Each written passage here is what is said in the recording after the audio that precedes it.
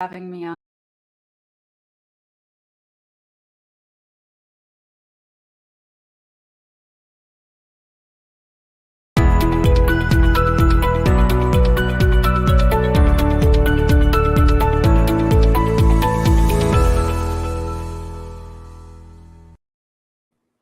All right. Hello, everyone. How's everyone today? This is Dave Klein. This is the Cymulate Cybersecurity podcast. Very, very exciting one today. So we have Tanya Janca, awesome individual. So what were we talking about first?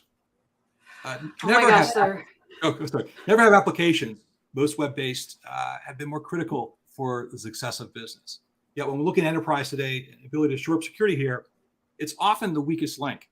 In the Verizon 2021 Data Breach Investigations Report, they found that web and applications accounted for 89% of credential abuse and around 56% of asset compromise. So today we're going to be learning about how to secure our applications in a better fashion, bring in offensive testing, extended security posture management, and CI/CD pipeline techniques to help us up here, and to help how to develop your team to be a more effective team in dealing with app security. I'm joined by Tanya Janca, also known as She Hacks Purple, best-selling author, founder of We Hack Purple, online community podcast revolves around teaching how to do secure software.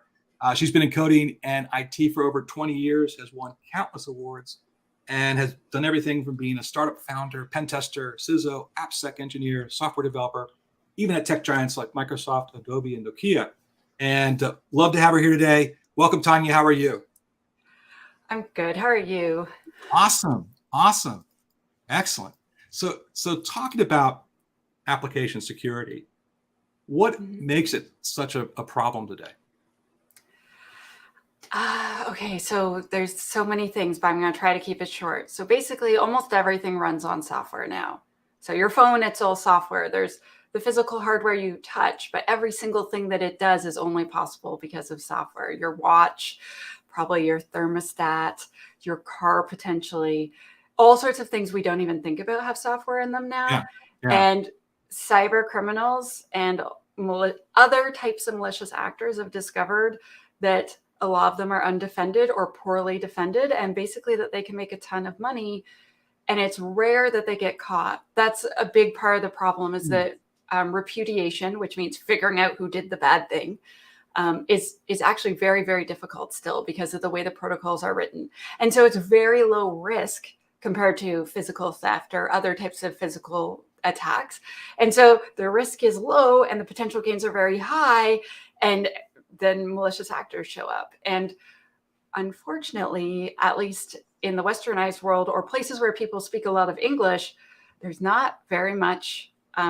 They don't teach you it when they teach you how to build software. So you go to university, you go to college, you go to a boot camp, and they don't teach you secure coding, and they don't teach you how to do security testing, and they don't teach you a secure system development lifecycle. And then they go out into the world and they build tons of software, and then everyone's like, I can't believe that my website got hacked. I'm like, I can. You've given the devs like no tools. You've given them no education and no tools. And then you're like, gosh, they did such a bad job. I'm like, really? Really, is it them? Wow. I want to get into that. I want to talk about coding. And what's interesting is beyond the coding, there's when you think about like cybersecurity and you think about a perimeter and then defense across the depth of the enterprise and stuff, the same thing is true with applications. I look at different parts of it. For example, API sets, and the idea is all these software is out there created with very rich and open API sets, so things could interconnect and communicate. APIs are like the new favorite thing for malicious actors. Unfortunately, so you and I off screen talked about the Verizon breach report, and just hats off to Verizon for releasing that really extremely helpful report for over a decade now.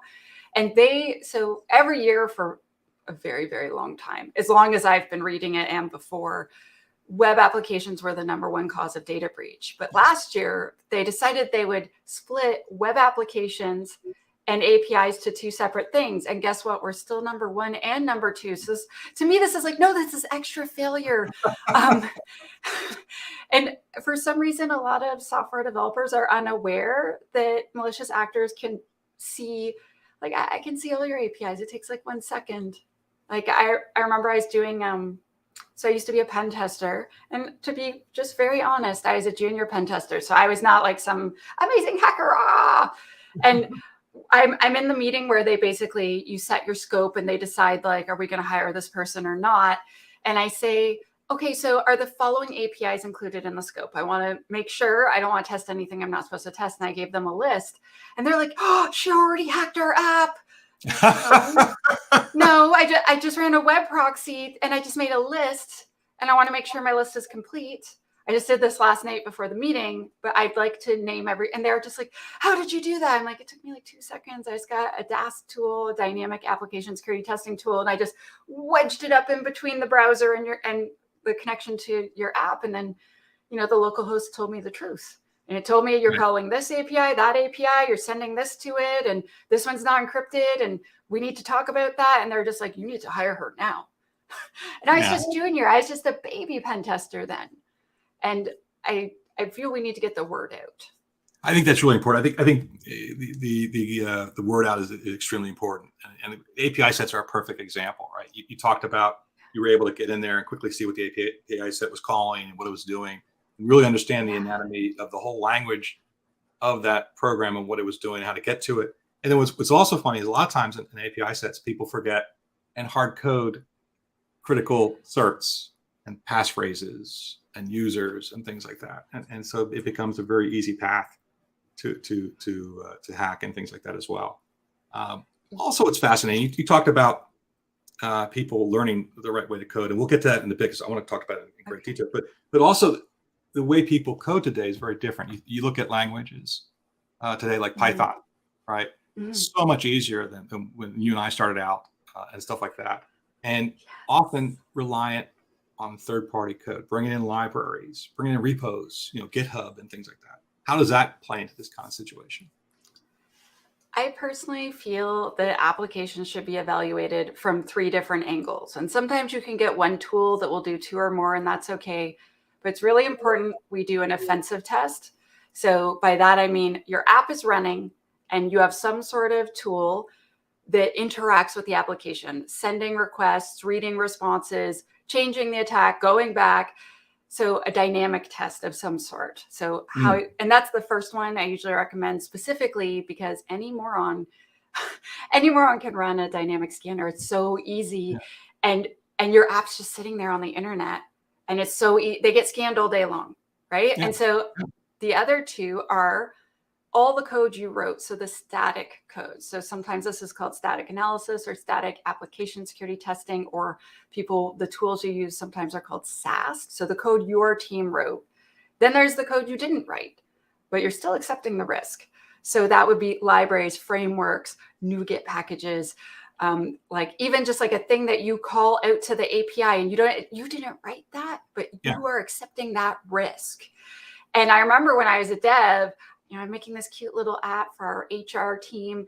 And so we're this big company and we had all these different places downtown, and you'd have to go have a meeting with someone and you'd be like, how the heck do I get there? And so I did a call to Google Maps, and this was like this is like way more than a decade ago.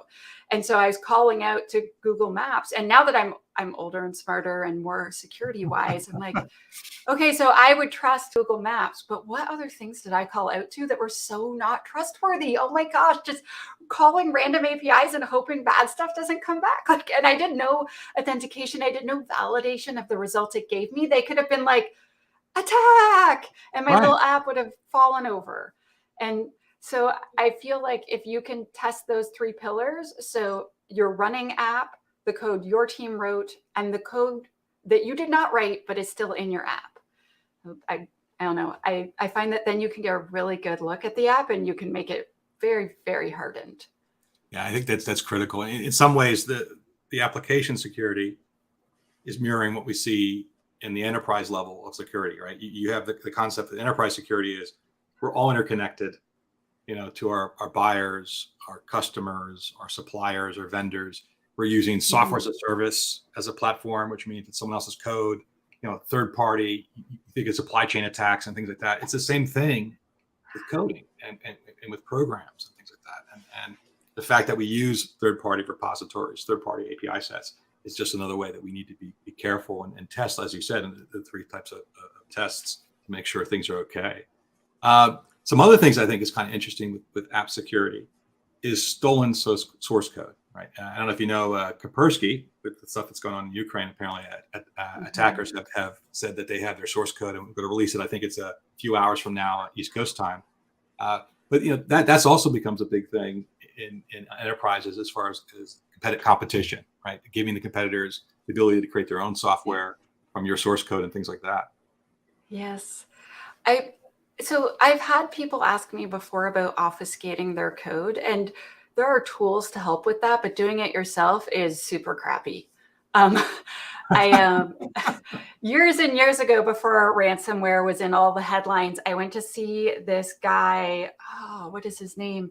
He's super bright, and I can see a picture of his face right now. Anyway, this guy from Ottawa who's super smart, and he did basically when malware first came, or when ransomware first came out, a lot of the criminals weren't actually advanced programmers, and so it wasn't actually encrypting the data.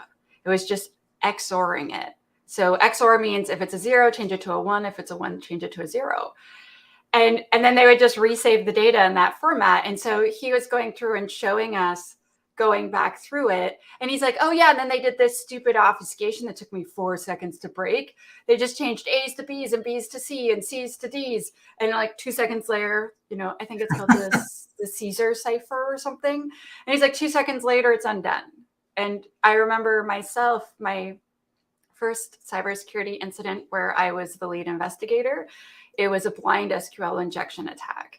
And in it, they had attempted to obfuscate their code. So wherever there was supposed to be a space, they put a capital letter A. And I was just like, I just remove all the A's and change it to spaces. I'm like, oh yeah, I can see it now. And then they had URL encoded it twice. And so I remember we're in the meeting. I'm like, oh, it's this. And they're just like, what? I'm like, I'm a nerd. I can read that. It's this. They're definitely doing something with SQL. Those are select commands. I don't know what they're doing yet, but they're trying to talk to our database. Is our database talking back? And they're all like, oh my gosh, this is bad. and then I got assigned to be on the incident, and then the rest is history. So yeah, personally, I would recommend buying a tool if that's a thing you're going to try to do. One, so you don't mess up all your code. That would be very bad. But two, because a lot of us, Dave, I bet that you have heard of software developers who aren't well versed in encryption saying, oh yeah, we encrypted our code, but really they base 64 encoded it twice. Yes, all the time. Mm-hmm. Yes. And so a lot of us think we know. They were like, oh, that's really hard. And so when I explained to them, lots of us that work in AppSec, for fun, we will participate and capture the flag contests, and that challenge would be the lowest amount of points you could get because it's so obvious. Right. And they're like, oh, I'm like, it's usually super low points because it's super easy. And I show them like, oh, you just put it in here, you press this button, and then boom. Or you copy it again, you press it again, boom, I have your answer. And they're just like,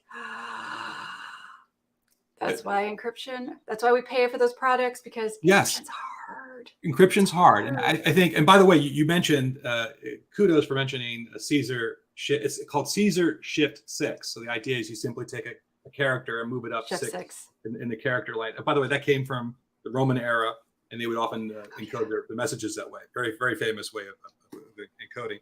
But the thing that you talk about, I think is really kind of interesting. It is those kind of capture the flag events. I think that one of the big things with programming, like anything else, if you're a builder of a home, right? You have a door here, you have the window here, you run cables for lights and different things. And the challenge is your whole mindset is I'm going to get this done and make it so people can live here. You're not thinking of how do I destroy it as I go, right? How do I make things unstable and other things like that. And the challenge is if you don't have a time to sit down and have exercises like capture the flag and see how easy things are. Like, for example, XOR can be reversed, or shift 6, or whatever kind of the character substitution, or base 64. how easy that could be reversed, you don't really realize, okay, I get this. This is a little more difficult. Right? This is something we have to really think about. And also think about using the program in the wrong ways, right? How can I use this to do things that I'm not supposed to do? Stuff like that. Dave, it took me a long time to learn that. When I did, so I did an apprenticeship with an ethical hacker for a year, informally, and then I started getting jobs, and then I found more mentors, etc. And you kind of learn a whole bunch from someone, and then it's not that you break up with them, you still think they're awesome, but you find another person, you start learning even more new stuff from that person. And because then you're like, I have two awesome people now. And so I have a bunch of mentors, but I remember him saying to me, take off your dev hat. All you're doing right now is trying to make it work. Software developer, you trying to make it work. He's like, be evil, put on a black hat, pretend you're evil, Tanya. And I was like, that's so silly, but it's true. And it took me a while to be able to think like that. And now I can't stop, Dave. Like if I go to the movies, I'm like, I could have got in free. They don't even watch this. Or like whatever it is that I do. Like I moved recently, and I was changing, basically taking over the bills, right? Because I moved into a new place. I should probably pay the bills. People really like it when you don't just. So I just emailed Hydro BC, and I just automatically signed up and just said I live here, and they're like, okay, cool. Right. And I was like, you're like, wait a minute. I did that to another person with a fake email. I didn't have to prove who I was or anything. Right. And I didn't have to enter a credit card either. And so I could just make a fake email and do that, and then take over someone's bill. And then after 6 months, they, maybe they don't notice the bill hasn't come in. And meanwhile, like their credit looks crappy. Right. And my significant other is like, I need you to not always be evil. Like I can't stop seeing it. It's everywhere. I need to help them all. And he's like, you're going to email BC Hydro. Yes, of course I'm going to email them. You have to. You're disclosing. You're disclosing what you found. No, absolutely. Yes, exactly. By the way, I get the eye rolls from my wife and my daughter as well. But what also is encouraging is there's every once in a while, one of the two of them will come back to me like, Dad, I just signed up for this at work or this app or the service. And they'll also do the same thing. They'll say, hey, they didn't check my email address. They didn't ask for two-factor authentication when I signed in. I asked for it. They didn't have it. I didn't choose it. I decided not to do it because they had MFA enabled and stuff like that. And they didn't have ability to do that. So it does rub off the other way on significant others.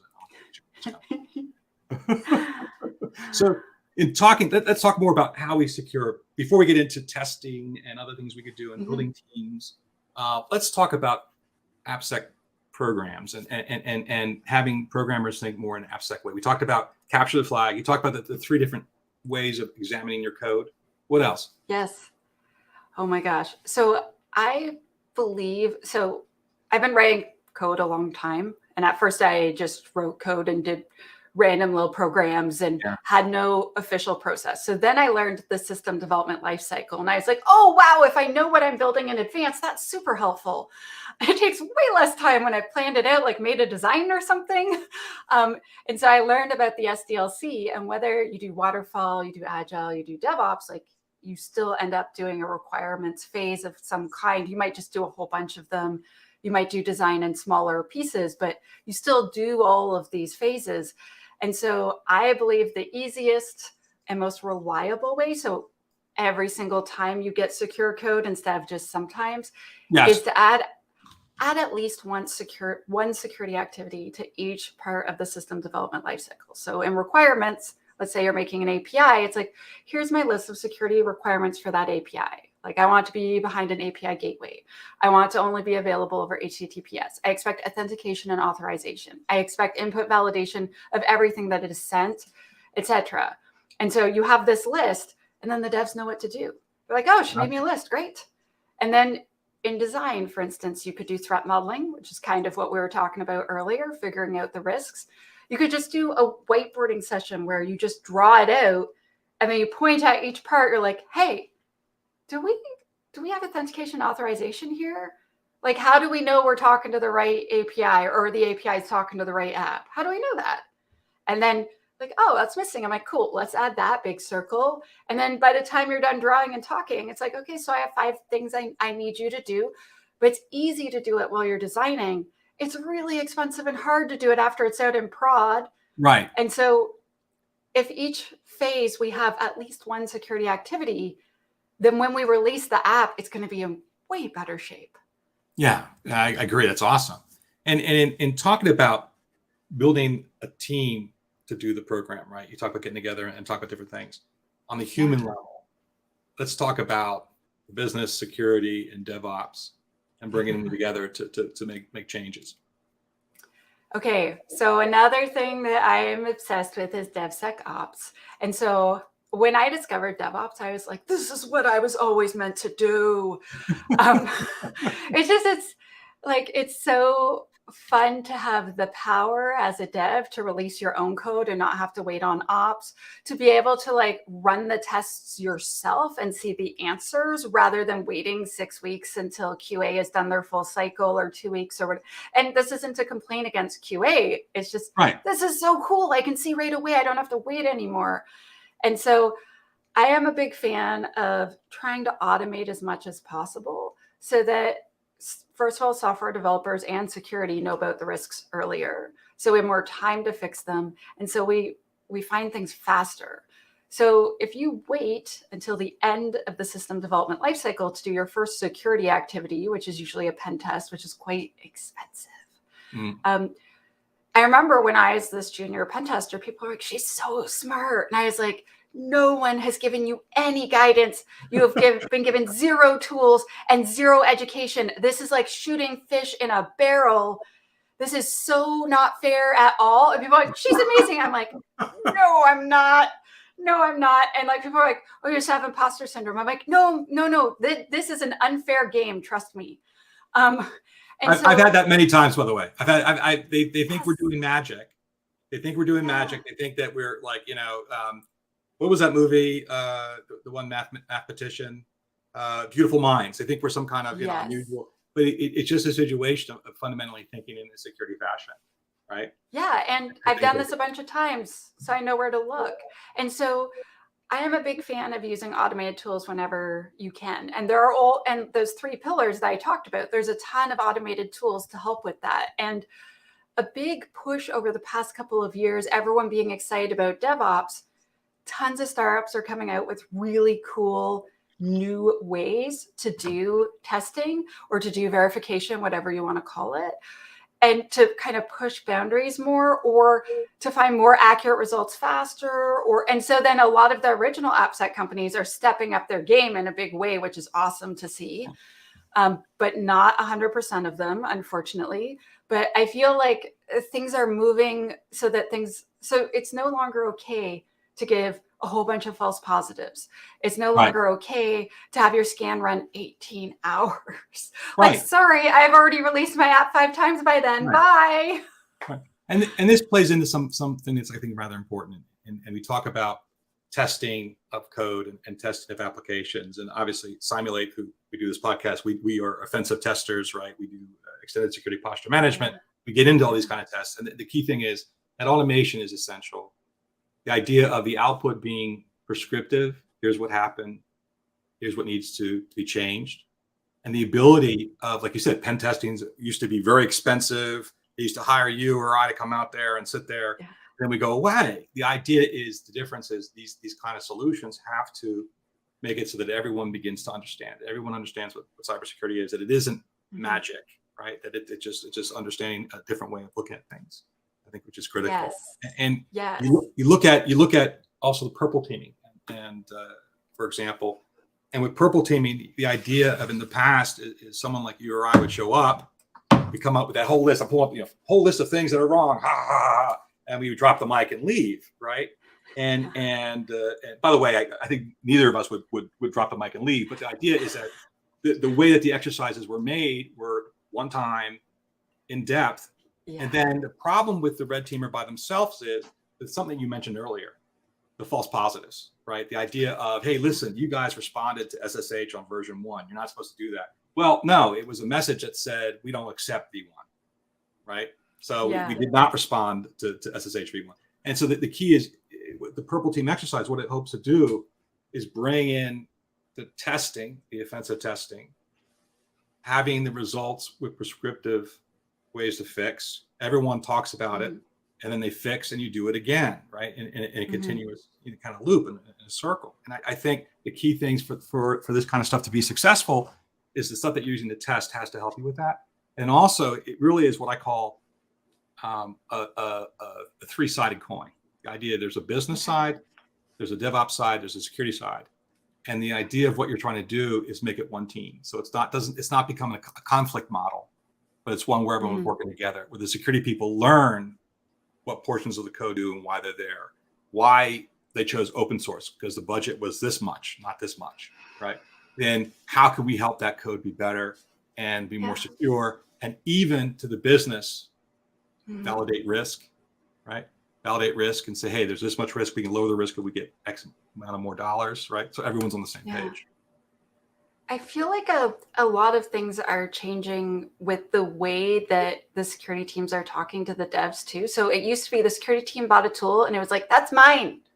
Right. And now they're more open with sharing the reports, sharing the data with the devs, teaching them lessons, and even putting the tools in their hands sometimes. So there are dangerous tools where you need an expert running them, but there's lots of tools now where they're making them a bit more safe to use in various situations, or just even share the report. And then the report, so like, I don't know if you remember back in the day, the report would be like, you made this mistake and you suck. But now they're like, here's code that could fix this, or, this library is bad, but here's the version that is good. Or, you have this exploit, like you have vulnerability in your app, but here's it actually walks them through how to fix it now. I feel like, so I feel like now, so there's, GitHub says there's 500 devs to every one security person. It used to be 100 to 1, and that has changed. Thank you for sharing that, GitHub, even if it made me cry. You have more work to do. More work to do. Yeah, but we can't do it all. And so I think it's really great that like all these security companies are kind of changing the way they're building their tools so that we can lean on the dev teams a bit more for help. And that's kind of awesome. Yeah, I think that's critical. And with that light of weight is the idea of testing. And we'll get into that part of this there too, is both directly against the apps and all the security controls around them. I think the other big thing is the way that these offensive tests are done now, that this continuous security posture validation is the idea of being able to take all the grunt work out of it. Like you said, the 24 hours of time to run by automating things, by the importance of those explanations. I'd argue those explanations in this, the prescriptive advice, the key here to be successful today is everyone needs to understand security, but in light of business and development. And so the concept is everyone becomes educated, and the people who use the tool, like you said, they may not be the person who is the genius at it and you don't want to break something. The tools now have the ability to say, these are things that are safe to run, and this user has the right to run them. These are the things they only see reports on, right? This is a purple team exercise where we're trying to crash the process or the app or overload it to see what happens. Those get put into a special bucket that only a root admin or a higher admin can get a hold of. But the key is these apps are now made to run quickly, efficiently, with great output. And the concept, the other thing is the continuous nature, because as you and I know, these programs change daily as we push things out. The same as the network environment, same as the cloud and the enterprise. So they need to be run in a continuous way, to do that, right? I call it, the idea of enterprise drift, right? The idea of you might test. That's good. We might test it this one time, and it's perfect here, and we fix the 5 things. But over time, those poor app dev practices, right, or new configurations, or new software, or new third-party enterprise connection causes additional vulnerabilities and changes. So you need to be able to see that impact over time, and then be able to visualize. Not only we looked at this application today, over a period of time, here's the major change we made to the application.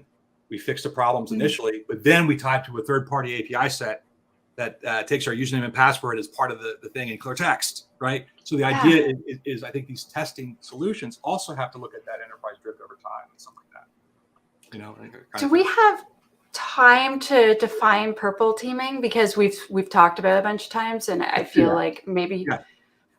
Okay, so I'm called SheX Purple because I was a pen tester. That's a red team. So red teams attack things. They are offensive security. They test the limits and they just make sure that actual threats don't exist. So when we do threat modeling, it's theoretical risk, but you find real, for sure, threats and exploits and vulnerabilities in your app when you do red team types of exercises. And so blue team, we are defenders. And basically, I kept doing AppSec and other defensive things and fixing bugs and all of that. And people are like, oh, you're a purple team because you keep doing both. So purple team exercise is where you face off those two teams against each other. Right. And they test each other and improve each other. So the point is not Correct. to mess each other over or Correct. make it, but it's Come sort in of a little. and show them what happened and drop the mic. Right. Yeah, yeah. It's to work together to continue to improve until the blue team's like busted, and the red team's like, oh, we have to try so much harder now. Right. Do you agree, or do you want to add anything? That was a perfect definition of it, right? And the idea of these testing tools are ways to make it easier and more accessible to everyone, number one.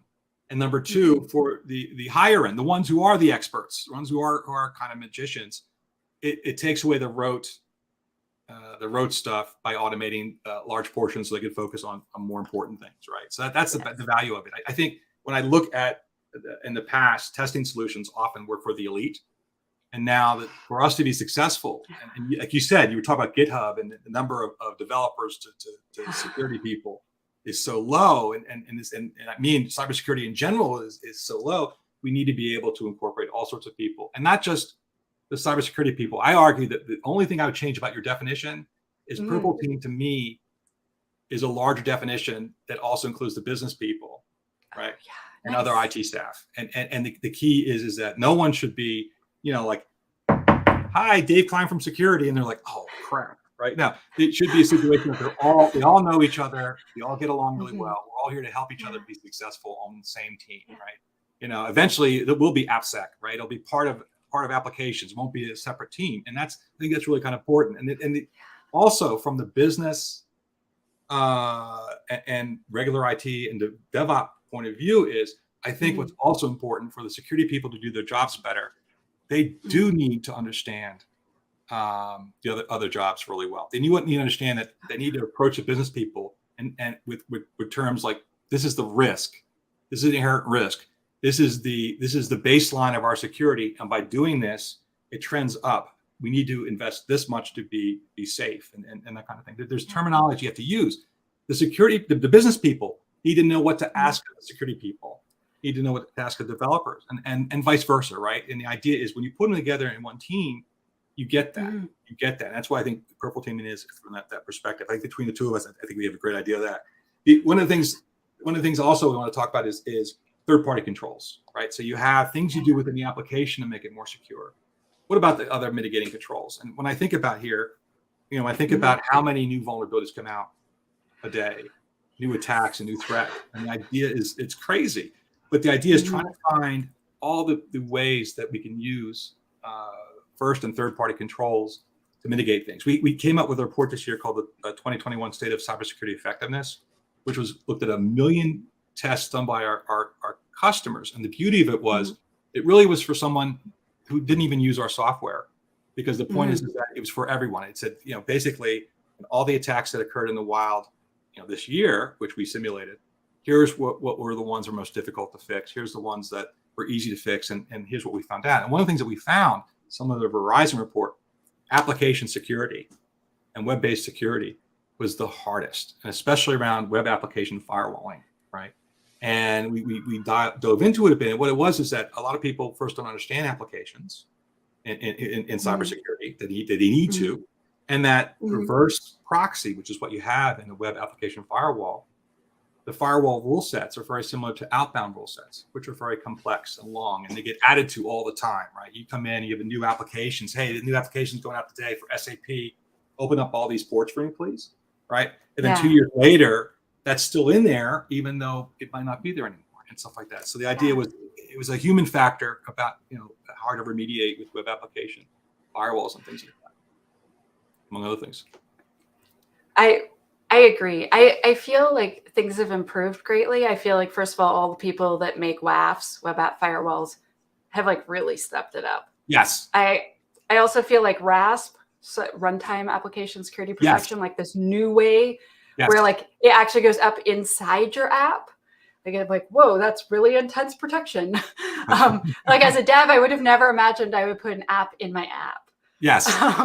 Right. But there are so many cool new tools coming out. This is a thing that I end up teaching a lot as part of We Hack Purple is like, what do all those acronyms mean? How can I sound super smart in meetings? When do I actually need one versus want one? Right. So for instance, like service mesh, it helps you encrypt your APIs end to end and manage them. But if you only have 2 APIs, you don't need a service mesh. You're cool. No. If you have 1,000 APIs, yeah, you need a service mesh a long time ago. And so like just helping people understand, because a salesperson will tell you, you'll die without my tool, right? Because they don't, I mean, I don't mean that salespeople lie, I'm going to get in trouble later, but it's just that they don't have the same technical experience to know when to advise, right? Yeah. No, but it's just, I guess, being able to have AppSec people and software developers that know we've reached that level. We have to get this now. Or like our APIs that are internal in our intranet, maybe we don't need a gateway in front of them, but anything that's going for like out into the internet, that's where all the bad guys are. Definitely need one. And so I'm always trying to like kind of walk that line with people. And I'm like, I don't sell a WAF, but sometimes you still really need one. And I'm not getting anything by advising this except trying to protect you. And it's like, no, but it's true. And I think the biggest thing that you bring up here, which is kind of important, is we talk about a cybersecurity maturity model, right? And that term has been used in a number of different places. The biggest is in zero trust, right? We say forgive me, I forgot what the number of phases. I think it's 5. Forgive me if I got it wrong. But the idea is that it takes you and tries to identify where are you currently, in the maturity model. And the same is true for application and application security. The idea is we have a small application that we use to see the number of open parking spots in the parking lot, and it only is available from inside the building. And there's an LED panel that says at an exit it's red or green. Green means there's slots here, and it tells you how many slots with a number sign. If there's none there, it's just red, right? So that's like the beginning level. But if then, God forbid, someone's disgruntled ex-spouse can get it on their iPhone because there's no authentication, because later on in the maturity level, it's now available worldwide, right? It's a different level of maturity and again, response to that maturity and stuff like that, which I think is really kind of critical. The other thing I think is important too, you talked about salespeople and stuff like that and finding the value for your applications and cybersecurity. The testing that we were talking about also helps you in showing where there is redundancy and overlap. If you run a test, let's say you're worried about ransomware and your specific applications reachable by the world, and there's things that are open, you do a test, you find reconnaissance wise, some of your username and passwords are out there. You find on top of that, WAF can put in some SQL injection code through the WAF, by the way, through the injection code, among other things. You're able to say, okay, I need additional security to protect this and reduce my risk to this level. Or you could say, the WAF we bought, we fine-tuned it, and now we're perfect. We're good to go. We don't need anything else, right? So it also helps you show the value of what you currently have. And if it's a situation where you do need to test, and the salesperson saying this is the best thing since sliced bread, be able to sit there and go, okay, well, I'm using a testing tool that's going to do the latest ransomware threat, the wiper files that we see in the Ukraine, because we are an XYZ company, these kind of attacks, and we're going to do some spear phishing campaigns against our employees to see what happens. And you could see and you could evaluate those new technologies based on facts. I think that takes the guesswork out of it. I think that's what's kind of important. One of my junior employees caught a spearfish for me, and I was so proud of her. Well, and she's a marketing student, and they sent it to her saying that I had requested whatever. And she's like, Tanya, this doesn't sound like you. Was this you? And I'm like, no. And she's like, did I do something wrong? I'm like, you literally did the most perfect thing ever. You asked instead of just do it. Like you thought something doesn't add up, and then you asked. I'm like, oh, my training's working. I was so happy. And I am a real smart ass. So sometimes I'll write back and say, oh, this is a pretty clever spearfish. Thanks.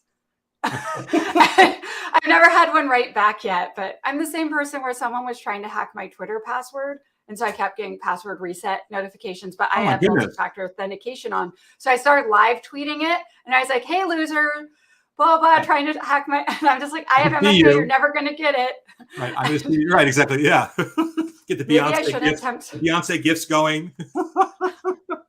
Maybe I shouldn't tempt fate like that, but I mean, I feel really confident having MFA and then a super long random password that's unique amongst all my other passwords. Like, yes, I follow security best practices in my personal life, and it has paid off. Let me tell you. time. Big time. Yes, that's awesome. Yeah, and that's kind of one of the fun parts of my job. And in talking to people, I hear all the different spearfishing stories imaginable, and some of them are actually interesting. Right? They're even getting to the point now. I have a buddy who's in accounting, and we went out to dinner last week, and he said that someone called to transfer that the funds that were needed are no longer at this account; they're at this account. And he was like, "Wait a minute!" And he called Bill up from the other companies. Did you just change your accounts? No. Oh, okay. But some of them are very interesting. What they're doing, and stuff like that. I have had a lot of clients call me to check before they pay me. And they're like, so what are the last 2 numbers of your account? I'm like, this. And they're like, okay, this is much better. And like, they'll be like, what date did you do the training on? I'm like, this day. They're like, cool, transferring now.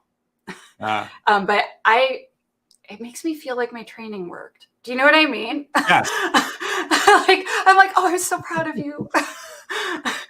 Which brings up a good point. Is that, I think when we talk about training people who are not in cybersecurity and the phishing campaign stuff, you make it a fun thing. If it becomes something where someone feels unitive or sad about, I mean, don't get me wrong. If someone keeps clicking on the spearfishing, you need to address it. But the key is most of the time, it's a fun thing. And by modeling, they see this person got one, everyone applauds. That's awesome, right? It's the way to do it.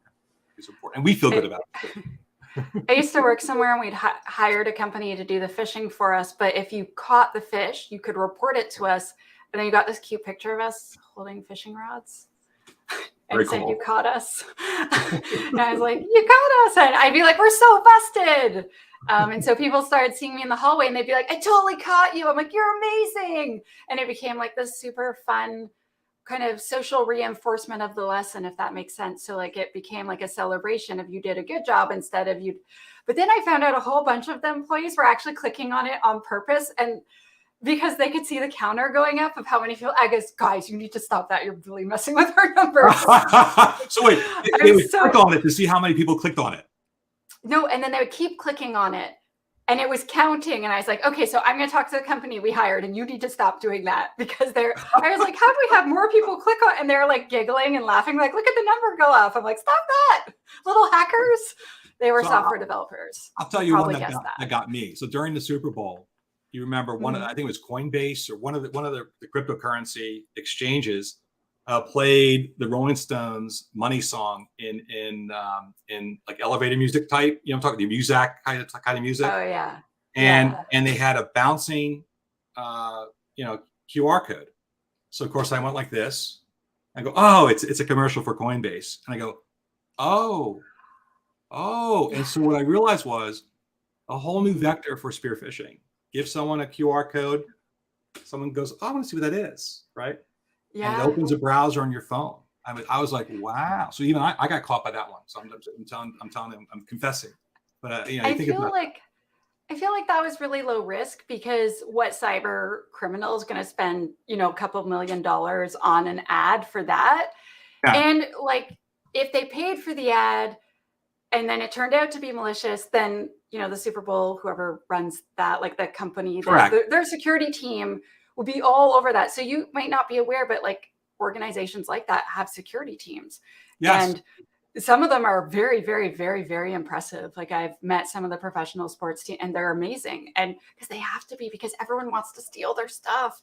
And so then they would probably track it down too. So I feel like that's super low risk compared to you're walking down the street and you see a poster with a QR code and you're like, yay, random QR code, no idea what this is. So we need to and how do we teach that, right? How do we teach that to the average person that there's probably not any risk clicking on the thing from the Super Bowl versus I'm walking down the street and there's a poster on a telephone pole And especially I'm in a foreign country and I see that. Yes. Right. Yes. Or I'm right near a governmental building. Right. So I used to live in Ottawa, the capital of Canada, and I used to live right downtown, right where all the office buildings are. Imagine you put that up. Yeah. And people would put, so I used to be in a band and I put band posters all over. Imagine I put a QR code and I put a fake band poster. Tons of people will click that. No problem. Please don't do that attack. Thank you. Yes. But then you could attack government workers. Right. Yes. And I can't turn my evil off now. I'm gonna join you. I'm gonna tell you a story. So the 10 years of federal government customers, and one of the weirdest ones that I ran into was around U.S. military bases worldwide. A certain nation state actor would drop USB sticks. So the protocol in the military is you pick up a USB stick off the street. You're not supposed to use it, right? Yeah. What they bring found it to the security team. We give it to the security team. You don't use it, right? So what happened was they found that 25% plugged it in to see what was on there. Boo. And then the other 75% did give it to the security team. Pause. 25% of the time they plugged it in, right? So it was a situation. It was a huge problem. This was and not in a sandboxed area. They plugged it in. No more comment. That's all I can talk about. I can't get any more details. No more details. But the bottom line was the military realized at that point that they had a problem. They had a problem with the USB stick, and they were outlawed for having them in the military. Wouldn't show up with them. It meant that all software I came in for proof of concepts when I was working with the vendor had to be on a DVD. But that was really kind of serious, and it really was eye-opening that everyone knew what they were supposed to do. 25% didn't, and then when they gave it to the right person, for the people who didn't want to deploy it, 25% did it anyway. So it's quite interesting. Fascinating. Yeah, I used to give workshops, and you had to have a virtual machine, and those are gigantic, right? So we weren't going to make everyone download that from the conference Wi-Fi. That would be awful, right? So we would just distribute a bunch of USB keys, and every single time we would do this, someone would put up their hand and be like, "Well, you two ladies are a bunch of hackers. Why should I put this in my computer?" And I was like, well, I mean, we would be super busted. But the real risk that we were always actually concerned about was that someone in the workshop would copy something malicious onto it and then pass the USB key on. And that happened to me my first time at DEF CON. Someone said, "Oh, we have a Mac and we need Windows for this. So here is a virtual machine," and it was intentionally vulnerable. They didn't tell me, and I had malware in like 11 minutes into this. I hate this conference. This sucks. I was not impressed whatsoever. No, it's amazing. Yeah, of course, at DEF CON, that's always a probability, right? It was going to happen. So. And I look at the guy next to me. I'm like, seriously? And he's like, my bad. Very cool. Oh. But it's really kind of fascinating. It's wonderful talking to you. This is so awesome. You have to come back. We're going to do this again. Yes, for sure. Yes, I have special news to share soon. I can't wait.